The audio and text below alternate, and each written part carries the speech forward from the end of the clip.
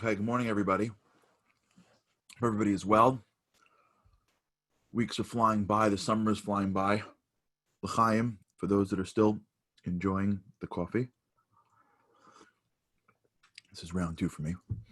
We've been talking a lot about this idea of self-talk. L'chaim, Andy. For those that are joining us for the first time, welcome. And for those that are coming back, really, really appreciate seeing you again. We've been sort of spending time in the world of our speech, but not from the perspective necessarily from what comes out of our mouths. That was earlier in the week. And for those that are joining us for the first time, hopefully we'll be able to bring everybody up to speed at every show. So feel free to join at any point. But we've been really delving into this concept that when I speak, what it's really doing besides just emitting a sound that is articulate, it's shifting my mind. Because at the end of the day, to make the sound, my brain has to go through a process of finding words, drawing connections, and all of that's happening. By the way, if you think about it, it's an incredible thing. All of that brain activity is happening in a nanosecond. What an incredible gift we have. How fortunate are we that we were given such an amazing opportunity to be alive. We should take nothing for granted. But just the ability to speak requires a whole bunch of complex things to happen instantly. But that requires my brain to work in a certain way. Now, if you remember, we spoke about this idea of visualization. And visualization basically says, I don't have to experience something for my brain to experience it. I don't have to experience something for my brain to experience it. Let me just make sure everybody's muted. Andy, just do me a favor. Andy, just mute everybody. I have mute all turned on. I'm going to remove that person. That was the voice of Andy Boltex, by the way, the great Andy Boltex, who has been my wingman in this from the beginning. But this idea that when you visualize something, your brain can experience it without you being there. We spoke about this in the concept of the Olympic athletes who envisioned the race. We spoke about it in regards to being able to see yourself down the road as a way to experience something. We spoke about, I think here even also how they did studies in the Cleveland Clinic where just thinking about muscle growth, like picturing yourself working out, actually increases some level of muscle, not even doing anything, which would make sense because if your brain is, listen, they didn't do that much, I'm saying, but if your brain can experience something in itself, all that life is doing is just feeding information to your brain. Like if we really take a second and just think about how crazy this is, like at the end of the day, if our minds are just creating new neural connections, what we're doing every day is just giving our brains a richer experience to remember. So when I run down the track, I send it all these signals, my legs and moving and the experience and my eyes and the sounds, but that's just sending signal. So once that's done, all I have left after that experience is whatever has been imprinted into my brain. But theoretically, if I ran the race once, I can sit in a dark room and close my eyes and go back to the race and reinforce all of those connections. I don't have to be racing every day, so to speak, to condition my mind to be at the race, which is why visualization is a core piece of one's training. That applies to seeing something that you've experienced, but that also applies to speaking. So if I was in conflict with somebody and maybe I didn't tell that person off, maybe I didn't say something that would have hurt them in public, though I wanted to. Maybe I didn't remember the line to say that I wanted to say when I was in the moment. Maybe 5 years later, I'm sitting around thinking about it. But if I didn't actually speak, but I'm playing the conversation in my head, then that envisioned speech is still imprinting my brain. And this really speaks to this negative power that we have of these conversations in our minds. Do you ever have a conversation in your mind? Did you ever think of the person that offended you and in a quiet moment told them off in your brain? Do you ever walk into a room and see somebody that you want to say something to, but you're not confrontational enough? So you just say it in your brain 20 times? Or someone says something to you, but you can't? So you walk away and you repeat it in your mind a dozen times? Or you walk into a room and you're like, I'm sure they were, and you start guessing and you start playing in your head language that is articulating to you why this is wrong or that person's insensitive or why I'm going to feel at this. Do you ever have that? Where you're engaging in conversation with people, but you're not using your lips? Something happened years ago and we're still thinking about it and playing out the scenario in our mind. Some people do this more than others. Some people just sort of are good at living in the moment. Some people can go back and forth and just play out the story again and again and again. Play out what you wanted to say, how you wanted to get that line in exactly right. And if you would have got that line in exactly right, you really would have gave it to them. What's happening, whether we're doing it in the moment, just our minds. We're just allowing that negative energy to fester in our minds. We don't say it because maybe we get fired or maybe we're going to cause a problem, or we just tell ourselves, of course she doesn't do this because of this, this, and this. Of course she forgot this. Of course he did this. We talk out scenarios in the safety of our minds. And because there's nobody around, we can be perfect. We can nail the line at the right time. We could come in at the right moment. We're all superstars in our minds. Do you know how many times I'm in a company and I walk into office one and I got two employees, like the CEO is like this and he's like this and he's never around and he da da da da da, and they're just like superstars. These guys are like supermen. And then I see them like an hour and a half later and they're in a conference room about the exact issue that they were just fetching about in their office, and they were so strong. And then the CEO's in the room and they're like, no, sure, well, yeah, sure, absolutely, no, of course, no. Yeah, I'm here to help you. I'm looking like, what? 5 minutes ago, you were out there screaming that this guy's ruining the company. 5 minutes later, you're out there basically just sitting around like a little puppy dog. Step up. There's like a lack of integrity. Here's a safe environment. Him and a colleague close the door and they get to pretend like these guys are the strongest guys in the universe, but they're not. They're non-confrontational. Okay, they'll lose their job, blah, blah, blah, whatever. The point is that we talk in the comforts of safe environments in ways that are so negative sometimes. And we think it's not hurting anybody. We're not confronting the person. And it's not hurting them. You know what's hurting? It's hurting ourselves. We're becoming people that are solidifying that negativity. If you hear somebody speak about a group of people, these people, and you're thinking, what?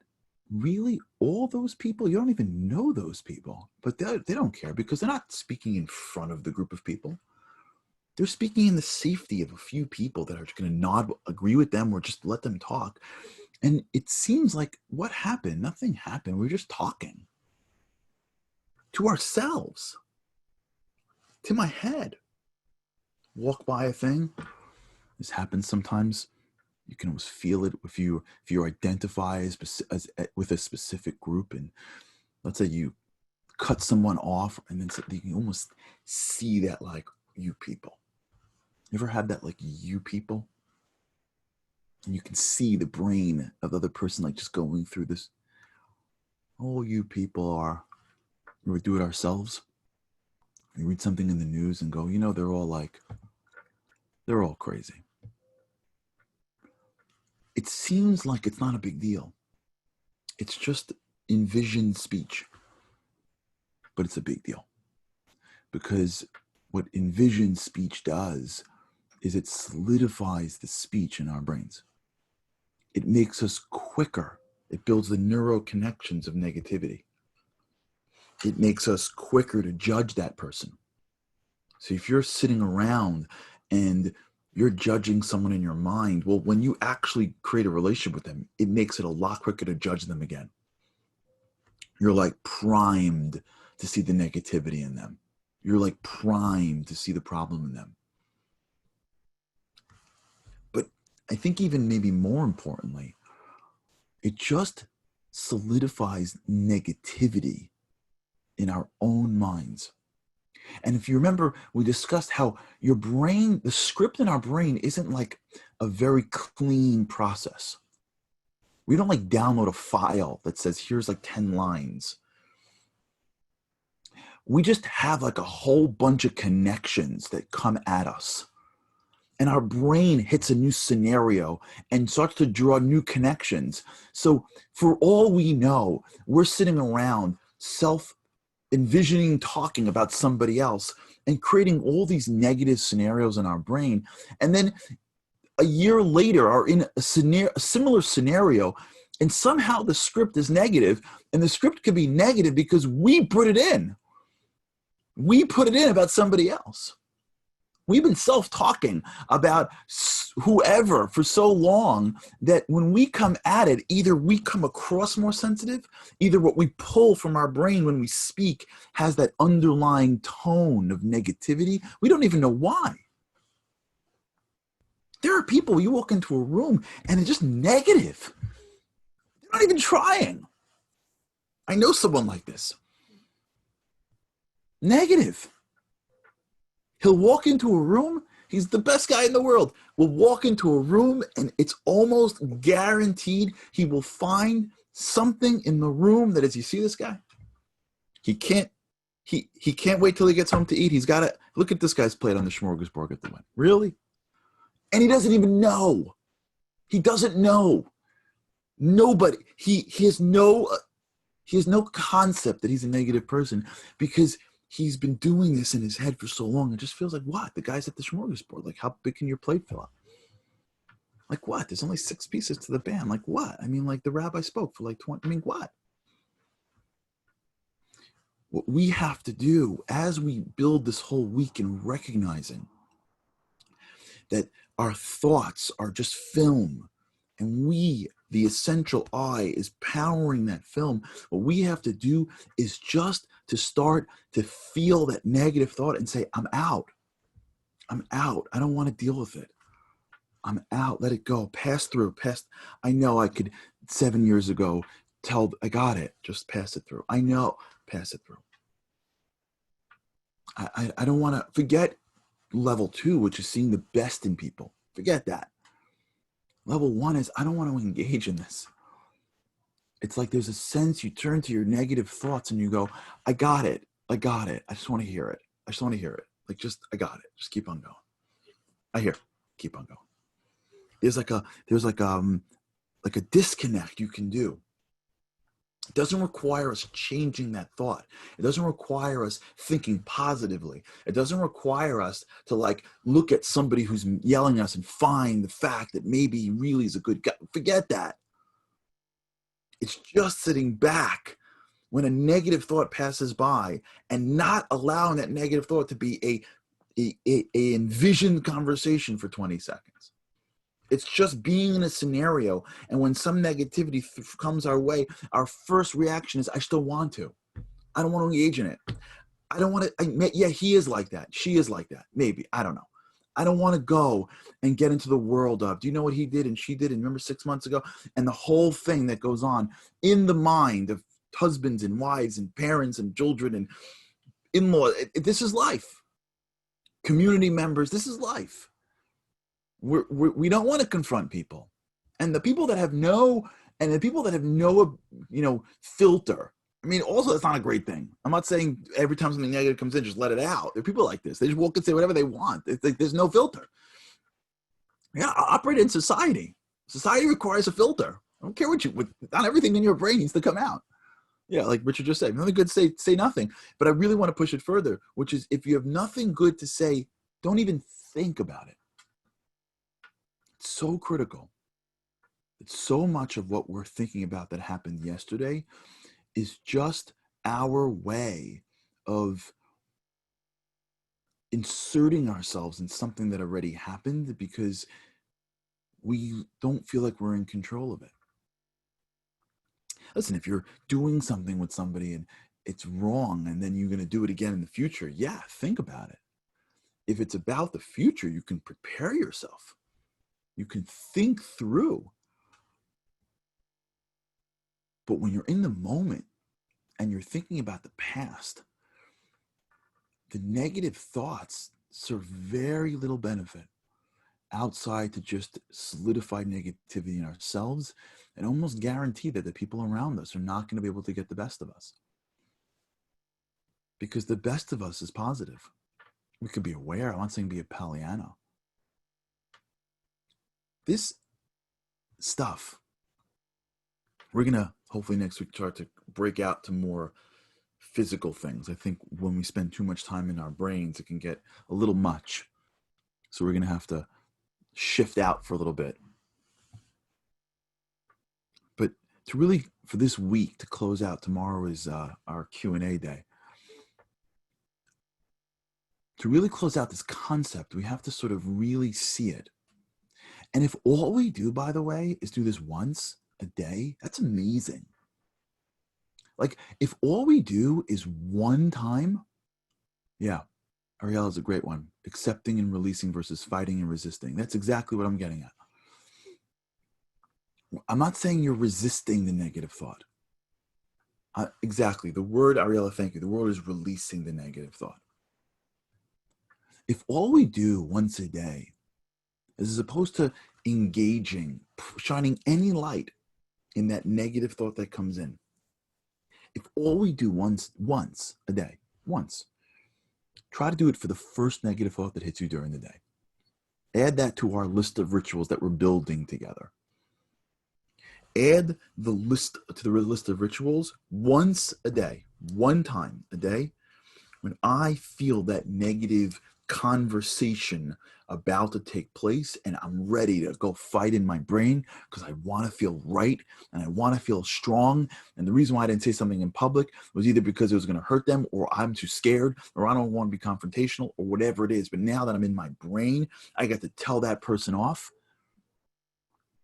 Once a day, if we just look back and go, I'm not even engaging in it. Yeah, maybe I'm right. Maybe I'm totally right. Maybe that person is totally wrong. And maybe I really could have, should have, or would have said. Maybe I really should say, I'm out. Once. Just I can almost picture that thought. And I'm looking at it, but now I'm looking at it like a film by a projector. Just let it pass. Let it pass. Let it pass. Let it pass. Let it, the ticker. Let it pass. I got to divert my attention to something else. One time. Every day. Can you imagine what we're going to look like in a month? One time. It's going to take us under 30 seconds a day. It's going to be hard, though. It's going to draw from the well of willpower. But it'll be well worth it. You know why? Because we're going to start the process of cleaning out the negative garbage. Sometimes it feels good when you've got, like, you know, on your computer, when like your trash can and the computer's got like 4 million articles. You ever get that feeling? And like you look at it and you like click, you know, empty trash and it's like ding, and you're like, whoa. And you almost can see the computer like, whew, thank God. You ever had that? Today's computers don't have this issue. So for those of you who remember, this, I want to end with this. Does anyone remember what it means to defragment? Or I think it's called defragment. Andy will know this. You remember like in the old days we had computers? In the old days, I mean like defrag, yeah. Do you remember like we had computers? I don't know, like I'm talking to people that remember computers like 15 years ago, maybe. You know what I'm talking about? Where like your computer didn't work because it was too slow, and you have to like go into the settings and defrag it, and you have to watch all the things like work out. Anyone have that once where like, and then you watch the computer like fix itself, and it's like, Charlie, can you not touch me for like 2 hours, right? And then like somehow like all the broken files were like, okay, you still do it, Richard? That's what we should do for our brains sometimes. Just defrag it. Just stop asserting it. Stop asserting ourselves. Yeah, let's restart. Just sit back 1 30-second a day and go, I got it. I got it. It's negative. I should win. I should be right. She's wrong. Yada, yada. I got it. The first one, the first negative thought gets a get out of jail free card. I don't want to fight it. I don't want to resist it. I don't want to ask myself why I'm not more. I'm not better. I'm just moving on. At peace. By the way, that's like the essence of what Shabbat is, which is a whole other conversation. Letting it go. All right. It's been an honor to be with you today. Thank you so much for tuning into the Daily Boost. And with God's help, I cannot wait to see you again tomorrow for some more Daily Boost with God's help. Now we're going to get into the Daily Q&A. This day's Q&A is, let's go through the list. Remember, you could always email me at charlie@charlieharary.com. Your questions. I'm going to try to get to as many as I can. I just sort of, I don't say do them randomly, but let's go to, okay. Dr. Steve, thank you for your question. Here it is. I was wondering if you could give me some tips on how to create a ritual on how to discipline my kids in a more compassionate way instead of knee-jerk reactions and making them feel bad. Awesome question. How to discipline our children. So let me give you a little bit of advice that I heard once that is, if you do it right, it works, and it's hard to implement. But it's critical. Kids need discipline. There's a huge sort of phenomenon now called helicopter parents. Helicopter parents are wonderfully intentioned people who think that the way to parent is to solve all of their kids' problems and never letting them do it on their own. They have no in the vocabulary. There's gradations to this. Usually helicopter parents create very soft, non-resilient kids. Kids need discipline. They need structure. Kids are fetch about school and finals and like it's so hard and it's so terrible. And then they finish their semester, they go into their house 2 days after waking up whenever they want to, they're like going out of their minds. We all need discipline. And the reason is because discipline is what takes our natural abilities and hones it to a specific purpose. Half of what we're doing on the show, on the broadcast, thank you. I got a great email yesterday from a wonderful woman who suggested we change it to broadcast. Thank you. Half of what we're doing here is trying to find more structure, because when you're an adult, you don't have structure unless you create structure. If a kid is not disciplined properly, they're not going to achieve their purpose, their potential. They're kids. They don't know how to discipline themselves, and they'll never learn how to discipline themselves if they weren't taught as a kid growing up. But here's the problem. Real discipline takes place through just laws, right? If you really think through what discipline is structure. Law is really just structure, right? Something that continues, that makes sense, that is just, that is beneficial. And if you allow oneself to be part of beneficial structure that doesn't change, whether you like it or you don't, now you have no choice but to step up to the structure. For example, making murder against the law is a great idea. It wasn't like that in every country always. There was a time where you could murder other people, and now you can't. Not based on color, race, gender, nobody. Having a society where you're not allowed to murder anybody, is a great, just law that is totally impersonal to the people. And so if somebody is in a rage and wants to hurt somebody, they have to step up to the law. And when you have a society that has beneficial structure, it now moves all of its participants up to the structure. It doesn't descend like maybe going on a little bit. That's how your home should be. You should have rules that make sense. Whether they get it or not is irrelevant, but it makes sense to the people putting the rules into place. It's well thought out. It's not off the cuff. It's not in reaction. Sometimes parents make rules because they're tired. Just go to bed. Just go to bed. I don't know if it's the right bedtime. It's just we're tired. Sometimes parents discipline because they're frustrated. And they're frustrated with their own inabilities, or they're frustrated with the balancing of their lives, and their kids are just have to listen to them. So they discipline them, not because that's the right thing in the moment. It's because that's what you do when you have power. You get to say stuff and make them do stuff because you can. Sometimes parents, myself included, all of us, say things to your children, not because that's the right thing to say, but because you can say those things. And they have no choice but to listen to you. And then we get into this world of this knee-jerk parenting where there really isn't a lot of structure in your house. There's kids going to school and going here and going there, but outside that, it's basically like whatever. And anytime something wrong happens, then there's like a guilt or some level of like repercussions for things that were wrong versus, wait, we're in charge of the home. Let me think about what I have to put in place to try to make sure that the kids do what they're supposed to do, regardless of whether or not they want to or they don't want to, they're in the mood, they're not in the mood, because there's these impersonal beneficial laws that are in my house that the kids will have to rise up to.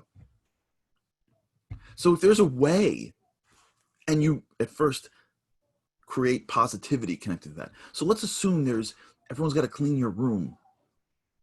If that's a rule in your house, that doesn't have to be enforced through fear. Now, as the kids get older, it's hard to go backwards. But cleaning one's room is just part of what we do as responsible people. And as a result, when you at first introduce it when they're little, they just grow up in it.